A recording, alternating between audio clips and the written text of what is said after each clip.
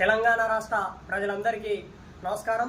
గత 2 రోజులుగా అకాల వర్షాల కారణంగా తెలంగాణ రాష్ట్రంలోని రైతులు వేసినటువంటి వరి పంటలు కొన్ని చోట్ల నీట మునిగి కొన్ని చోట్ల నేల కరిగి తెలంగాణ రాష్ట్ర రైతాంగానికి కన్నీటిని మిగిల్చిన సంగతి మనందరికీ తెలిసిందే.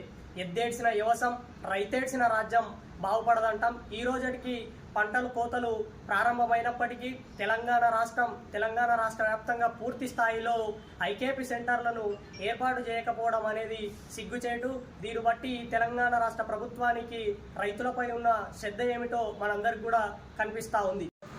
వెంటనే రాష్ట్ర వ్యాప్తంగా ఐకేపీ సెంటర్లను పూర్తి స్థాయిలో ఓపెన్ చేసి రైతుల నుండి తడిసిన ప్రతి గింజ నుండి మొదలుకొంటే చివరి గింజ వరకు సేకరించాలని చెప్పేసి డిమాండ్ చేస్తూ ఉన్నాం.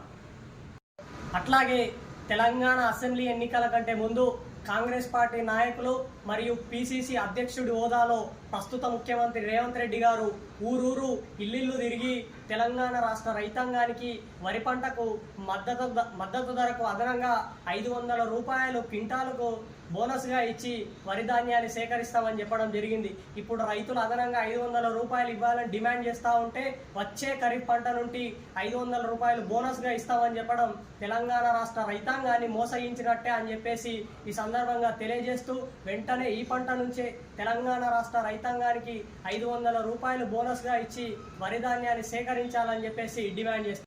లేని ఎడల తెలంగాణ ప్రజలేం అమాయకులు కాదు.